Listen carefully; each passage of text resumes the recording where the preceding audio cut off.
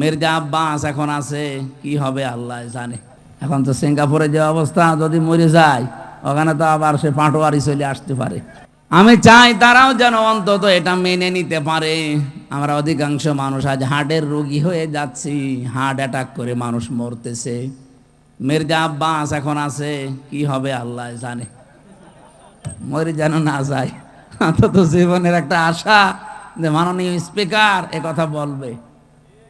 এখন তো সিঙ্গাপুরে যে অবস্থা, যদি মরে যায় ওখানে তো আবার সে পাটোয়ারি চলে আসতে পারে। আমরা এমন উম্মত, আমাদের কোনো বুক নেই, শুধু পেট। আমি সংসদে আমার ডাইনে বামে সামনে পেছনে যেখানেই তাকাচ্ছি শুধু ভড়ি আর ভড়ি, খালি আমারই ভড়ি নেই। আমার বামে যেটা ওইটাও ভড়িয়ালা, ডাইনে যেটা ওইটাও ভড়িয়ালা। নাম নিলাম না, আপনি দেখতে পাবেন কালকে পরশু দিনই। কি ভড়ি গো! মাঝে মাঝে আমার মনে হয় আল্লাহ, এদের ভড়ি দেখে তো মহিলারা লজ্জা পাবে। ছেলে মেয়ে হয় আমাদের আর ভড়ি হয় এর। কি পেট, আখেরি পেট। নবীদের এরকম পেট হয়নি কেন? কারণ নবীরা 3টা সুন্নাত আদায় করে খাবার খেতেন। 1 ভাগ খাবার, 1 ভাগ পানি, আর 1 ভাগ হজম করার জন্য খালি রাখতেন। এই জন্য নবীদের পেট বড় হয়নি, বড় হয়েছে বুক। তাদের এই বুক বড় হওয়ার কারণে তারা জালেমদের সামনে মাথা নত করে নাই, সত্য বলতে ভয় পায় নাই। কথা বলছেন না কেন?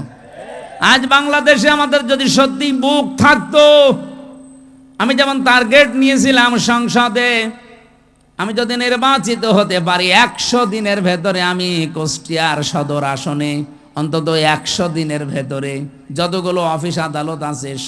একটা ভিডিও দেখছিলাম আজকে আসার সময়, নৌকা নিয়ে পার হয়ে যাচ্ছে একজন, 2জন শিক্ষিত মানুষ। মাঝিকে নৌকা যখন একেবারে নদীর মাঝে, অনেক সুন্দর সুন্দর কথা শোনাচ্ছে মাঝি। তুমি আমাদের বাবা, তুমি আমাদের দাদা, বাবা দাদা খালু যা বলার সব বলছে, যে শুধুমাত্র নদীটা আস্তে আস্তে পার করো। এ কথাগুলো শুনতে শুনতে বেশ নদীটা পার করে যেই ডাঙ্গায় তুলে দিয়েছে, ডাঙ্গায় নামার পরে এমন গালিগালাজ আরম্ভ করেছে। আমার এই উদাহরণটা ভিডিওতে দেখার পরে মনে হচ্ছিল বাংলাদেশে আজ অনেকেই এই আচরণ করছে। 18 মাসেও যাদের আচরণ ছিল একরকম, দেখেন 18 মাস পরে নির্বাচিত হয়েই তাদের আচরণ ঠিক ওই 2 ভদ্রলোকের মতো হয়ে গেছে। এতদিন যাদেরকে বাপ বলতো, দাদা বলতো, খালু বলতো, এখন তাদেরকে শালা বলছে।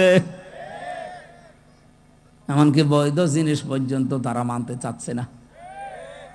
তার মানে ক্ষমতায় না থাকলে মানুষ যতটুকু নম্র হয়, ভদ্র হয়, কৃতজ্ঞতা আদায় করে, ক্ষমতা পেয়ে অনেক মানুষ অহংকারী হয়ে যায়।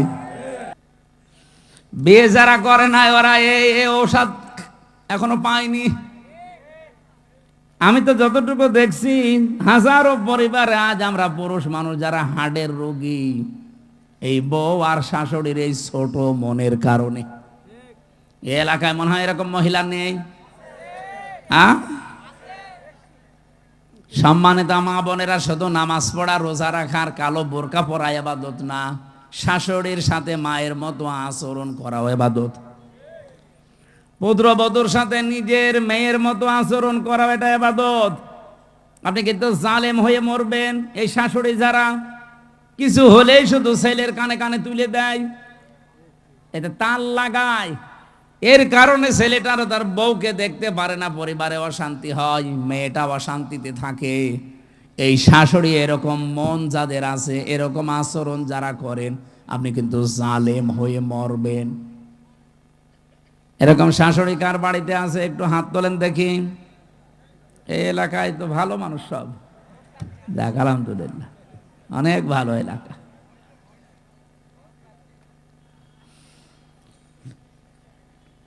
আমি কোরআনে কারিমের এই যে এই ব্যাখ্যামূলক আয়াতগুলো যখন পড়ি, আমার মনে হয় আল্লাহ তুমি কি বললে আর আমাদের পরিবারে কি চলছে। মায়ের কষ্টের কথাগুলো আল্লাহ আয়াতের পরবর্তীতে তুলে ধরেছেন। হামালাতুহুম ওয়াহানান আলা ওয়াহনি ওয়া ফিসালুহু ফি আমাইনি আনিশ আনিশকুরলি ওয়ালি ওয়ালিদাইকা ইলাইয়াল মাসির। আল্লাহ বলেন এত কষ্ট করে মা তোমাকে পেটে বহন করে। আমি এই হামালাতুহু উম্মুহু ওয়াহানানের ব্যাখ্যা পড়েছি। একটা মা পৃথিবীর জমিনে একটা সন্তানকে ডেলিভারি দেওয়ার সময় 57 ইউনিট কষ্ট সহ্য করে। বিজ্ঞানী আয়াতের ব্যাখ্যা করতে গিয়ে জানিয়েছে এই পৃথিবীর যত শক্তিশালী মানুষ হোক, এমনকি যদি ডোনাল্ড ট্রাম্প হয়, ও সর্বোচ্চ 47 না 45 ইউনিট কষ্ট সহ্য করতে পারবে। 45 ইউনিটের বেশি কষ্ট দিলে ডোনাল্ড ট্রাম্প মরে যাবে। কিন্তু একটা মা আপনাকে আমাকে পৃথিবীর এই মুখ দেখাতে গিয়ে ডেলিভারির সময় 57 ইউনিট কষ্ট সহ্য অলরেডি করেছে। এই কষ্ট সহ্য করার সময় সে সিদ্ধান্ত নিয়ে ফেলেছিল যে এই পৃথিবীতে যদি এই আমির হামজা, এ গোলাম রব্বানি, এ আকরাম এ সুন্দরভাবে খালাস হয়ে যায় তাহলে জীবনে আর স্বামীর কাছে যাব না। কিন্তু আমির হামজা যখন দুনিয়ায় আসে, আকরাম যখন দুনিয়ায় এসে যায়, আকরামের হামজার চেহারা দেখার পরে এই যে কষ্টটা 10 মাস 10 দিনের ডেলিভারির, আল্লাহ বলেন সব আমি মুছে ফেলে দেই। আমরা যারা সন্তান আছি আমাদেরকে যেহেতু পরিচয় আল্লাহ করিয়ে দিচ্ছেন মা আর বাবার সাথে, এই পৃথিবীতে আমরা জানি আল্লাহ পাক বাদে কারো আইন মানা জায়েজ। ওয়াকাদা রাব্বুকা আল্লা তা'বুদু ইল্লা ইয়্যাহু ওয়া বিল ওয়ালিদাইনি ইহসানা। আল্লাহর আইন মানা কি? সবাই বলেন। আর মা বাবার আইন মানা না, না ফরজ না। মা বাবার আইন মানা ফরজ না। ওয়া বিল ওয়ালিদাইনি ইহসানা, মা বাবার সেবা করা ফরজ। আর যার মা বাবা তার সেবা করা ফরজ। কথা বোঝা গেছে? যার মা বাবা, সে নারী হোক আর পুরুষ হোক, তার সেবা করা ফরজ। অন্য কেউ যদি না করে তার গোনা হবে না। হ্যাঁ, সে যদি দায়িত্ব পালন করে তাহলে তার সওয়াব হবে। অনেক শ্বশুর আছে, শাশুড়ি আছে, আন্দাজে মন খারাপ করে, হ্যাঁ ইসলামী মাইন্ডের পরিবার থেকে বৌমা নিয়ে আসলাম, আমার খেদমত করে না। আরে বৌমা আপনার খেদমত করবে কোথায় পেয়েছেন আপনি? আপনার খেদমত যদি করা দায়িত্ব হয়ে থাকে, ফরজ হয়ে থাকে, এটা আপনার সন্তানের। তো ঠিক বললে তো হচ্ছে না, কারণ বহু সন্তান আমরা চাই। আমি আছি, রব্বানি আছে, আব্দুল হাই আছে, হাজারো সন্তান আমরা চাই আমার মা বাবার যে সম্মান, আমরা তো জানি তাদের সেবা করা, তাদের খেদমত করা। কিন্তু অধিকাংশ পরিবারে আমরা পারি না আমাদের বোর কারণে। কি কথা বললেন না কেন? এটা তো রেকর্ড হচ্ছে, আমার ম্যাডামও মনে হয় শুনবে, শুনুক, আমার আর কোনো ভয় নেই। এখন আমরা এমপি তো আর ভয়। আমি চাই তারাও যেন অন্তত এটা মেনে নিতে পারে। আমরা অধিকাংশ মানুষ আজ হার্টের রোগী হয়ে যাচ্ছি, হার্ট অ্যাটাক করে মানুষ মরতেছে। মির্জা আব্বাস এখন আছে, কি হবে আল্লাহ জানে, মরে যেন না যায়। অন্তত জীবনের একটা আশা যে মাননীয় স্পিকার এ কথা বলবে। এখন তো সিঙ্গাপুরে যে অবস্থা, যদি মরে যায় ওখানে তো আবার সে পাটোয়ারি চলে আসতে পারে।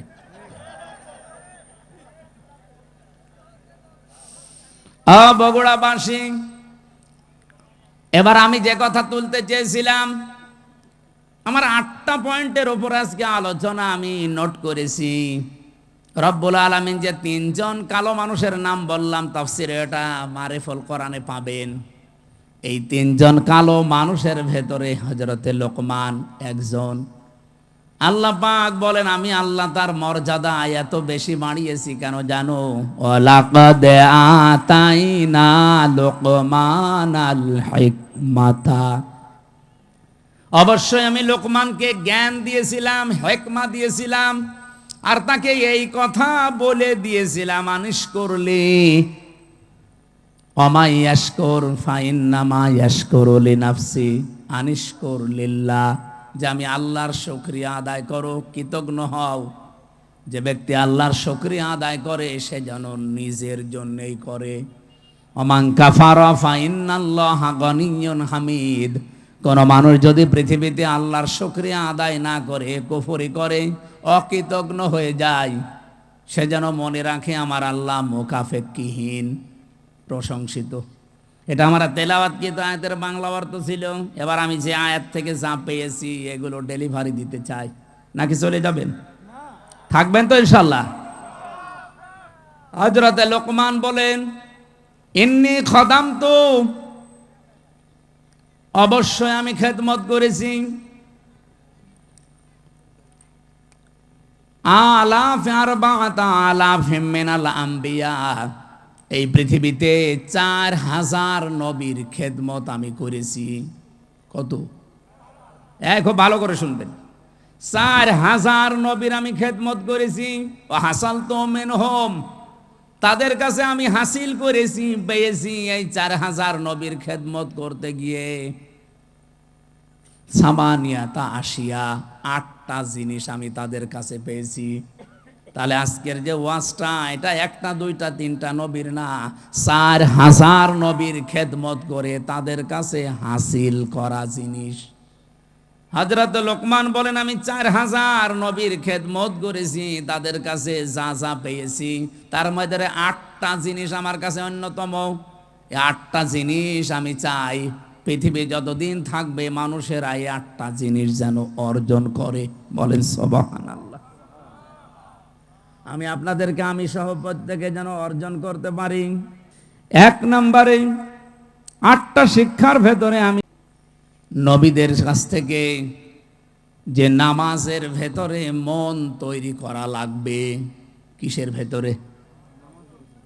প্রশ্ন আসতে পারে, সব নবীর না জামানায় কি নামাজ ছিল? হ্যাঁ, হযরতে আদম আলাইহিস সালাম থেকে শুরু করে মুহাম্মদুর রাসূলুল্লাহ পর্যন্ত যত নবী আল্লাহ দুনিয়াতে পাঠিয়েছেন, প্রত্যেক নবীকে আল্লাহ পাক কম বেশি সেজদার হুকুম দিয়েছিলেন। হ্যাঁ, তাদের হয়তো এভাবে 5 ওয়াক্ত ছিল না, কিন্তু সেজদা দেওয়ার নিয়ম ছিল, কারণ সেজদা ছাড়া কেউ আল্লাহর নিকটবর্তী হতে পারে না।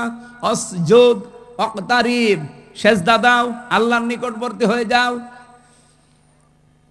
আদম আলাইহিস সালাম তাওবা করার মাধ্যমে উনি যে ফজরের 2 রাকাত নামাজ স্বামী আর স্ত্রী মিলে আরাফাতের ময়দানে পড়েছিলেন, আমরা তাফসিরের কিতাব থেকে, হাদিস থেকে যেটা পেয়েছি, রব্বুল আলামিন আদমের প্রতি 350 বছর পরে এত খুশি হয়েছিলেন এই 2 রাকাত নামাজের সেজদায়। কিয়ামত পর্যন্ত উম্মতে মুহাম্মদী যারা আসবে তাদেরকে আল্লাহ এই 2 রাকাত নামাজ ফরজ করে দিয়েছেন।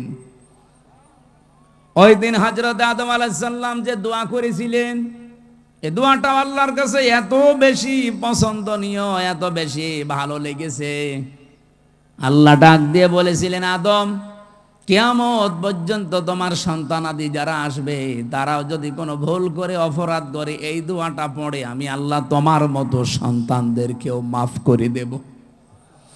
আদমের সন্তান আমরা যারা জবান খুলে পড়েন, রব্বানা যালামনা আনফুসানা ওয়া ইল্লাম তাগফির লানা ওয়া তারহামনা লানাকুনান্না মিনাল খাসিরিন। ফজরের নামাজের যে 2 রাকাত, এটা আদম আলাইহিস সালাম থেকে পাওয়া।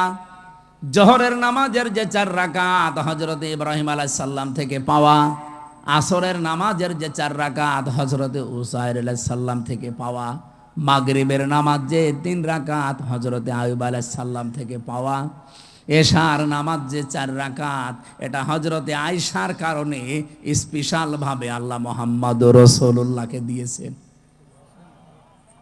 রব্বুল আলামিন বলেন, হযরতে লোকমান, তাকে আমি আল্লাহ জ্ঞান দিয়েছিলাম, হিকমা দান করেছিলাম। এই জ্ঞান পাওয়ার পরে তার প্রথম কাজ হয়েছে সে শুকরিয়া আদায় করেছে আল্লাহর। তাহলে এখান থেকে কয়েকটা শিক্ষা পাওয়া যায়।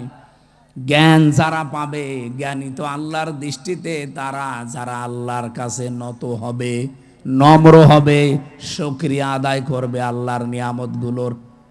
তা আমাদের আচরণটা পুরা উল্টা।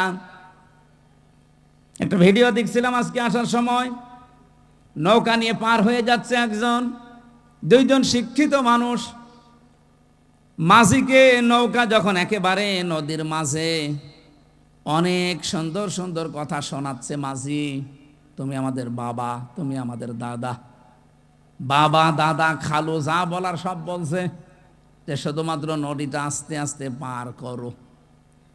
এ কথাগুলো শুনতে শুনতে বেশ নদীটা পার করে যেই ডাঙ্গায় তুলে দিয়েছে, ডাঙ্গায় নামার পরে এমন গালিগালাজ আরম্ভ করেছে। আমার এই উদাহরণটা ভিডিওতে দেখার পরে মনে হচ্ছিল বাংলাদেশে আজ অনেকেই এই আচরণ করছে। 18 মাসেও যাদের আচরণ ছিল একরকম, দেখেন 18 মাস পরে নির্বাচিত হয়েই তাদের আচরণ ঠিক ওই দুই ভদ্রলোকের মতো হয়ে গেছে। এতদিন যাদেরকে বাপ বলতো, দাদা বলতো, খালু বলতো, এখন তাদেরকে শালা বলছে। এমনকি বৈধ জিনিস পর্যন্ত তারা মানতে চাচ্ছে না। তার মানে ক্ষমতায় না থাকলে মানুষ যতটুকু নম্র হয়, ভদ্র হয়, কৃতজ্ঞতা আদায় করে, ক্ষমতা পেয়ে অনেক মানুষ অহংকারী হয়ে যায়। হযরত লোকমান এইটা হননি। অনেক জ্ঞান পাওয়ার পর, এটা যেটা আল্লাহর একটা নিয়ামত, এই পৃথিবীর শ্রেষ্ঠ নিয়ামতের ভেতরে, এটা পাওয়ার পরে তিনি শুকরিয়া আদায় করেছিলেন, কৃতজ্ঞতা আদায় করেছিলেন, কৃতজ্ঞ হয়েছিলেন আল্লাহর কাছে। রব্বুল আলামিন বলেন, লাকাদ আতাইনা দাউদা ওয়া সুলাইমানা ইলমা, অবশ্যই আমি দাউদ আর সুলাইমানকে জ্ঞান দিয়েছিলাম। আকাল আলহামদুলিল্লাহিল্লাযী ফাদ্দালানা আলা কাসীরিম মিন ইবাদিহিল মুমিনিন। তারা দুইজনেই এই জ্ঞান পেয়ে কি করেছিল জানো? আকাল আলহামদুলিল্লাহিল্লাযী ফাদ্দালানা। তারা দুইজনে শুকরিয়া আদায় করেছে ওই আল্লাহর। ওনারা বলছে ওই আল্লাহর শুকরিয়া আদায় করছি আমরা, যিনি আমাদেরকে জ্ঞান দিয়েছেন, আমাদের মর্যাদা দিয়েছেন। মেনে আলা কাসীরিম মিন ইবাদিহিল মুমিনিন, এই পৃথিবীতে বহু মুমিন বান্দাদের উপরে আমাদের মর্যাদা যিনি বাড়িয়েছেন, তার দরবারে আমরা শুকরিয়া আদায় করছি। তাহলে জ্ঞান পাওয়ার পরে জ্ঞানী মানুষদের আচরণ হওয়া দরকার। তারা নত হবে আল্লাহর দরবারে, দরবারে ইলাহিতে তারা আরো নম্র হবে, ভদ্র হবে, মাথা নত করবে। আর আমাদের মুসলমান আমরা দাবি করে দেখছি আমাদেরটা পুরা উল্টা। লোকমান আলাইহিস সালাম 4000 নবীদের কাছে যেই কথাগুলো শিক্ষা পেয়েছিলেন, তার 1 নম্বরে বলেন যে সেজদা দেওয়া লাগবে জীবনে, নামাজ, এটা যেন কেউ না ছাড়েন। প্রত্যেক নবী যেহেতু এটা পেয়েছিলেন। 2 নম্বরে তিনি বলেন, আমি এই শিক্ষাটা নবীদের কাছ থেকে পেয়েছি, যদি কেউ কারো বাড়িতে প্রবেশ করেন সে যেন উকি ঝুঁকি না দেয়। আজ আমাদের সামাজিক জীবনে এটা আছে না নেই? বেশ ভালো মানুষ মনে হয়, বাড়িতেও ঢোকে, সালাম দিয়েই ঢোকে, ঢোকার পরে শয়তান তারে দখল করে নেয়, বাড়ির ভেতরে শুধু এদিকে ওদিকে উকি ঝুঁকি দেয়। উনি বলেন 4000 নবীর খেদমত করে আমি এইটা পেয়েছি যে কারো বাড়িতে ঢুকলে উকি ঝুঁকি দেওয়া যাবে। কথা বুঝেছেন? অনেক মানুষ চালাকি করে, আমি দেখি বাড়িতে, বাড়ির বাইরে দাঁড়িয়ে সালাম দেয়, আসসালামু আলাইকুম। এটা দেওয়ার পরে জিজ্ঞাসা করে, করতে করতে বাড়ির ভেতরে প্রবেশ করে সব দেখা শেষ।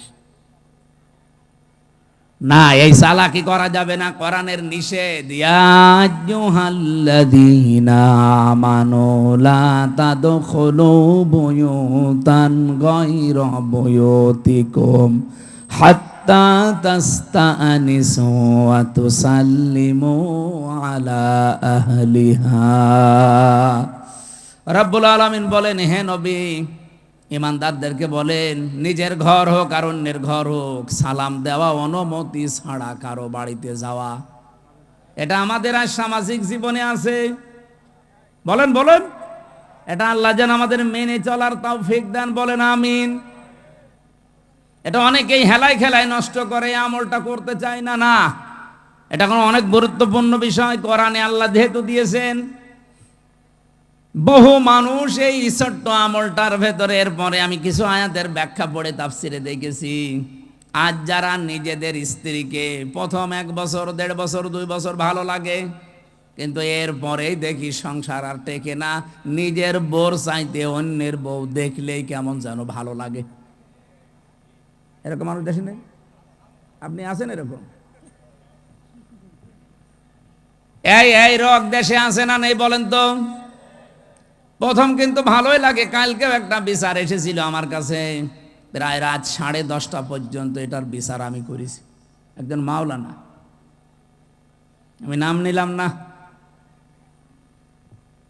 উনি এসে ওনার স্ত্রী সহ 2 জনই এসেছেন। স্ত্রীর অভিযোগ হচ্ছে যে এমপি সাহেব, এ স্বামী আমারে প্রথম বিয়ের 3 মাস 4 মাস 6 মাস 1 বছর খুব ভালোবেসেছে, কিন্তু এখন যেন আমার দিকে ওর আর মন নেই। মাওলানা আমারে আস্তে করে বলছে যে হ্যাঁ আসলে তো কথা একেবারে মিথ্যা না, প্রথম প্রথম ভালোই লাগতো, কিন্তু এখন আমার অন্যের বউ দেখলেই ভালো লাগে, আমারটা আর ভালো লাগে না। বললাম এইটা একটা রোগ, এ রোগের ঔষধ আছে না নেই? বলেন বলেন। কুল্লিল মুমিনিনা ইয়াগুদ্দু মিন আবসারিহিম ওয়া ইয়াহফাযু ফুরুজাহুম যালিকা আযকা লাহুম ইলা আখিরি আয়াত। হে নবী, মুমিন পুরুষদেরকে বলেন তারা যদি এই 2টা ঔষধ খেতে পারে, 1 নম্বরে আপনি চক্ষুকে নিম্নগামী করবেন, 2 নম্বরে লজ্জা স্থানের হেফাজত করবেন। হ্যাঁ, বহু ডাক আসবে, বহু ষড়যন্ত্র চক্রান্ত শয়তান বিছিয়ে রাখবে। এই 2টা ঔষধ যদি কেউ মাত্র 1টা মাস একটু পালন করতে পারেন, আল্লাহর কসম আমি এই আয়াতের বিশ্বাস নিয়ে বলছি, আপনার নিজের বউ ভালো লাগবে, অন্যের বউ তখন আপনার কাছে খারাপ লাগবে। আপনি 1টা মাস একটু করে দেখেন, চক্ষুকে নিম্নগামী করবেন, যেটা দেখা জায়েজ নেই ওইটা দেখবেন না, আর নিজের লজ্জা স্থানটা একটু বাঁচিয়ে রাখেন। 1 মাস 6 মাস 1 বছর না, 1 মাস যদি এভাবে একটু কন্টিনিউয়াস করা যায়, আল্লাহর সাহায্য আসবে। তখন আর এই হাজারো পরিবারে যে সংসার আজ ভেঙে যাচ্ছে এইটাও বন্ধ হবে। এখানে যারা এরকম রোগী আমরা আছি, আমরা যেন রোগ মুক্ত হতে পারি, আল্লাহ তৌফিক দেন, বলেন আমিন। সত্যি করে বলেন তো, এরকম রোগ আছে কার? কোন এলাকায় ওয়াজ করতে আসলাম গো? এটা সব আল্লাহর ওলি। এরকম কোন রোগই তো এলাকায় নেই। এটা শুধু পুরুষের ক্ষেত্রে না, মেয়েদের ক্ষেত্রেও। আজ হাজারো পরিবারে খালি ডিভোর্স আর ডিভোর্স চলছে, এই একটা মাত্র কারণে, নিজের চোখের হেফাজত নেই। 2 নম্বরে লজ্জা স্থানের হেফাজত করে না। স্বামী বাড়ি না থাকলে বহু মহিলা আছে আল্লাহকেও ভুলে যায়, স্বামীকেও ভুলে যায়। এই 2টা জিনিসের গ্যারান্টি একটু নেন। আমি আশা করছি আপনাদের আমাদের যেসব রোগটা আছে এই রোগকে আল্লাহ পুরাপুরি নিরাময় করে দেবেন, বলেন আমিন। 3 নাম্বারটা বলছি, হযরত লোকমান বলেন আমি 3 নাম্বারে পেয়েছি, খাবার যদি খেতে বসো একেবারে সব সাবাড় করে ফেলবা না। প্রতিটি নবী এই শিক্ষাটা আমি নবীর খেদমত করে পেয়েছি 4000 নবীর কাছে, তারা কোনোদিন যা খেতে বসেছে সব সাবাড় করেনি। এই জন্য প্রত্যেক নবীর বুক ছিল বড় আর পেট ছিল ছোট। আমরা এমন উম্মত, আমাদের কোনো বুক নেই, শুধু পেট। আমি সংসদে আমার ডাইনে বামে সামনে পেছনে যেখানেই তাকাচ্ছি শুধু ভড়ি আর ভড়ি, খালি আমারই ভড়ি নেই। আমার বামে যেটা ওইটাও ভড়িয়ালা, ডাইনে যেটা ওইটাও ভড়িয়ালা। নাম নিলাম না, আপনি দেখতে পাবেন কালকে পরশু দিনই কি ভড়ি গো। মাঝে মাঝে আমার মনে হয় আল্লাহ এদের ভড়ি দেখে তো মহিলারা লজ্জা পাবে, ছেলে মেয়ে হয় আমাদের আর ভড়ি হয় এর। কি পেট, আখেরি পেট। নবীদের এরকম পেট হয়নি কেন? কারণ নবীরা 3টা সুন্নাত আদায় করে খাবার খেতেন, 1 ভাগ খাবার, 1 ভাগ পানি, আর 1 ভাগ হজম করার জন্য খালি রাখতেন। এই জন্য নবীদের পেট বড় হয়নি, বড় হয়েছে বুক। তাদের এই বুক বড় হওয়ার কারণে তারা জালেমদের সামনে মাথা নত করে নাই, সত্য বলতে ভয় পায় নাই। কথা বলছেন না কেন? আজ বাংলাদেশে আমাদের যদি সত্যি বুক থাকতো, আমি যেমন টার্গেট নিয়েছিলাম সংসদে আমি যদি নির্বাচিত হতে পারি 100 দিনের ভেতরে আমি কুষ্টিয়ার সদর আসনে অন্তত 100 দিনের ভেতরে যতগুলো অফিস আদালত আছে সবগুলো জনবান্ধব করে তুলব। আর এটা করতে গেলে আমি নিজেও জানতাম যে অনেকের মন পাওয়া যাবে না, কারণ যত বড় অফিসার সে তত বড় মুডে থাকে। সবাই চায় যে আমারে সবাই জি হুজুর স্যার স্যার এটা করতেই থাক। আমি চেয়েছিলাম যে ডিসি এসপি টিওনো ওসি সিভিল সার্জন সহ সরকারি যত প্রতিষ্ঠান আছে এগুলো যেন জনবান্ধব হয়, মানুষ যেন সেখানে যে ভয় না পায়। এই ভয় দূর করার জন্য খালি বারবার এখানে মানুষের সম্পৃক্ততা বাড়ানোর চেষ্টা করলাম। যেই কয়টা জিনিসে হাত দিলাম দেখি না শত্রু হয়ে গেছে। আমি নাম ধরেই বলছি, কুষ্টিয়ার এখন যারা দায়িত্বে আছে এই মানুষগুলো এখন আর আমাকে দেখতে পারছে না, কারণ এদের আতে অলরেডি ঘা লেগে গেছে। হাসপাতালে হাত দিলাম, হাসপাতালের যারা দায়িত্বে আছে এরা এখন আর রাজি না। প্রথম বলতো যে হ্যাঁ খুব ভালো কাজ হচ্ছে। বাজারটা মনিটরিং করার জন্য এত অত্যাচার করে মানুষেরা। ম্যাজিস্ট্রেট নিয়ে একদিন গিয়ে দেখলাম 670 টাকা দিয়ে 570 টাকা দিয়ে মুরগি, দেশি মুরগি কিনেছে আর বিক্রি করছে 650 টাকা। ম্যাজিস্ট্রেটকে বললাম দেখেন তো সর্বোচ্চ লাভ করার কি আছে। উনি বলছে 18 থেকে 20 টাকা। একটা জিনিসে আপনি সর্বোচ্চ 18 থেকে 20 টাকা লাভ করতে পারবেন, আর ও লাভ করছে 1 কেজিতে 80 টাকা। বলতে গেলাম আমি কালার হয়ে গেছি। বলছে এইটা এমপির কাজ না। মাদকের ওখানে গিয়ে 27 জনের লিস্ট করলাম পুরা কুষ্টিয়ার ওই পাড়াতে, যে এদের দ্বারা সমাজ পরিবার ধ্বংস হয়ে যাচ্ছে। ও আল্লাহ, পরে দেখি যাদের কাছে নালিশ দিয়েছি সেই তাদের কাছে টাকা খায়। ওরা রাতের বেলা এসে আমারে বলছে হুজুর আপনি আমাদের নাম পাঠিয়েছেন থানায়, ও থানার বাবুরে ডাকেন। ওদের রাতের বেলা সিভিল পোশাকে এসে মাল নিয়ে যায়। আমি নালিশ দেবো কার কাছে? এখন তাদের কাছেও খারাপ যে হ্যাঁ এইটাও এমপির কাজ না। হাসপাতালে কাজ নেই, বাজারে কাজ নেই, মাদকে আমার কাজ নেই, তা আমার কাজ কোথায়? খালি বসে বসে জিকির করব। এই মানুষগুলো এখন শত্রু হয়ে যাচ্ছে। যে লোকটা একটু বন্ধু মতো ছিল সাবেক ডিসি, তারে অলরেডি শত্রুতা করে তাড়িয়ে দিয়েছে, কুষ্টিয়া থেকে বদলি করে দিয়েছে। এত বড় অপরাধ করার পরও কোনো অনুশোচনা তাদের নেই। এই মানুষগুলো বুক উঁচু করে মাইকের সামনে বলে আমাদের কথা শোনে না, এই জন্যে তাকে আমরা বদলি করে দিয়েছি। লজ্জা। আমি ওই দিনই স্ট্যাটাস দিয়েছিলাম যে সৎ, যোগ্য এবং ভালো মানুষের কদর বাংলাদেশে নেই। যে যত বড় দুর্নীতিবাজ সে এই দেশের তত বড় হিরো। দেশের একেবারে 12টা বাজিয়ে দিচ্ছে যারা, তারাই নাকি এই দেশের এখন সর্বোচ্চ জায়গায়। আমার ভাইরা, আমি যে সিদ্ধান্ত নিয়েছিলাম এগুলো আমি পালন করবই, কারণ আমি কোরআনে কারিম থেকে এটা জানি, দুনিয়ার সবাই যদি আমার শত্রু হয়ে যায়, আমি যে বুক বড় করেছি, বুক মানে এই বড় বুক এইটার বলে না, এ বুকের ভেতরে আল্লাহ যে সৎ সাহস দিয়েছে, আমার কুষ্টিয়ার যারা দায়িত্বে আছে এরা কেন সারা পৃথিবী আমার বিরুদ্ধে চলে গেলেও ডোন্ট কেয়ার, কিছু মনে করি না।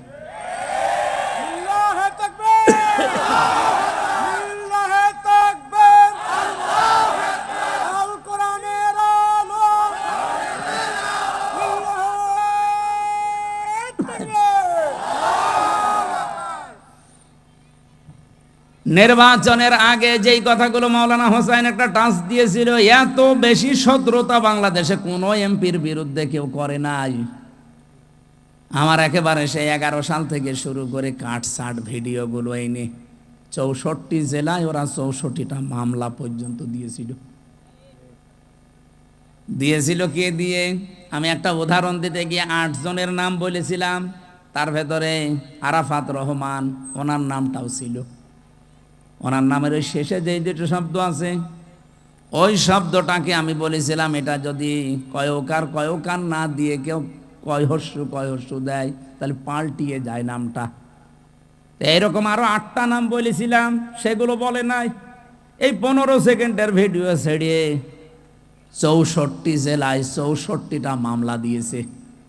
ওরা মনে করেছিল মামলা দিলে মনে হয় এ বসে যাবে। আরে ভাই, আমি তো আয়না ঘরে থাকা মানুষ, জেল ও তো আমার কাছে শ্বশুর বাড়ি মনে হয়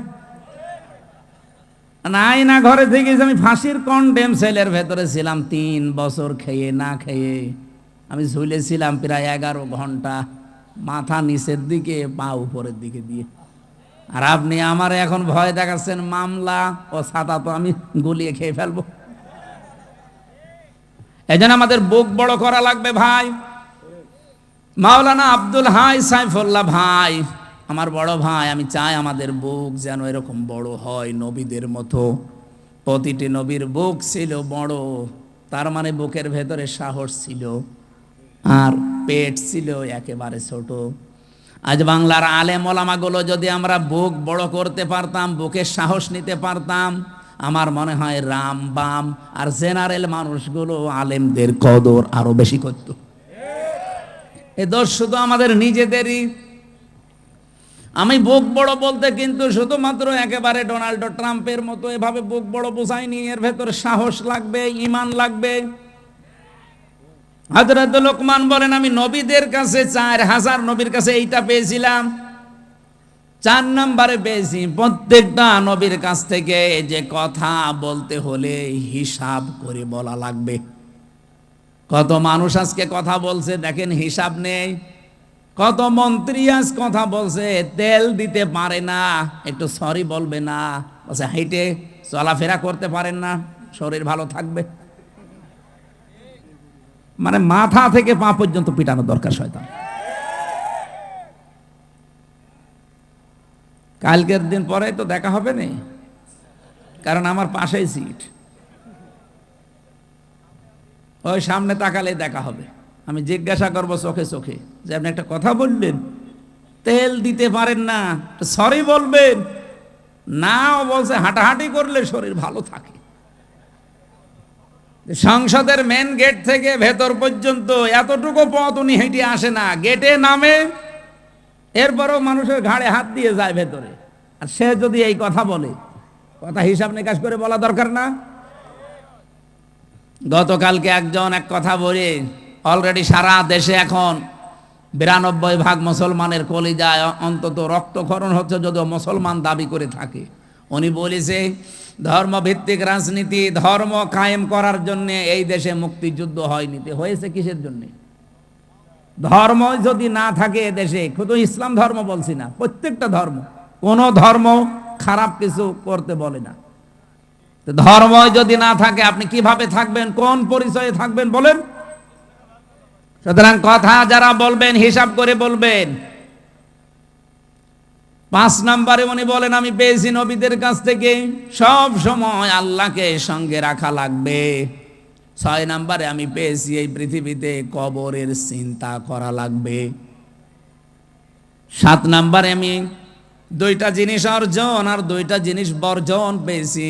7 নম্বরে পেয়েছি সব সময় মানুষ যেন অন্তত মরা লাগবে এই চিন্তাটা মাথায় নিয়ে ঘোরে। যখনই চিন্তা হবে যে মরা লাগবে, ওর দ্বারা দুর্নীতি করা সম্ভব না।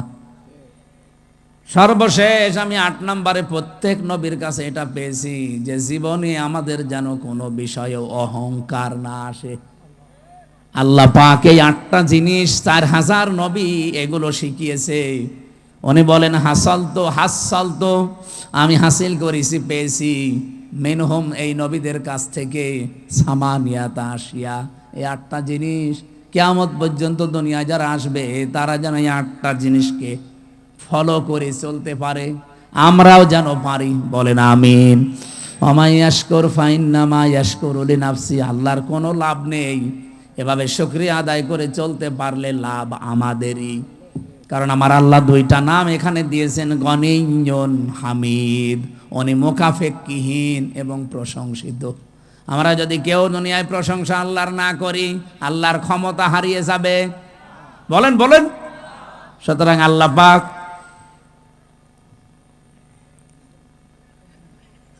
সম্মানিত উপস্থিতি, মাহফিলের আজীবন দাতা সদস্য করার জন্য ওনারা আপনাদের আহ্বান জানিয়েছেন। সর্বনিম্ন 1000 টাকা, এটা যেহেতু কিয়ামত পর্যন্ত অন্তত আশা করছি চলবে। ওনারা আর কয়দিন, ওনারা নাই, মুরব্বী নাই আর 20 বছর, সাইফুল্লাহ ভাই নাই আর 50 বছর, এরপরেও তো চলবে, এটা না চলবে না? কিয়ামত পর্যন্ত আশা করছে এটা চলবে। যারা আপনাদের পরবর্তী প্রজন্ম আসবে তারা যেন এই দাতা হয়ে থাকে। আমরাও বিভিন্ন জায়গায় অলরেডি দাতা হয়ে আছি, আমার যতটুকু সমর্থ আছে। আপনারা সর্বনিম্ন 1000 টাকা করে, আমার মনে হয় যদি 313 জনের একটা টার্গেট আছে না, ওই রকম থাকলে 3 লাখ 3.5 লাখ টাকা এমনি উঠে যাবে। আপনারা এই কাজটা করে যাবেন এখানে যারা আছেন, যদি পারেন।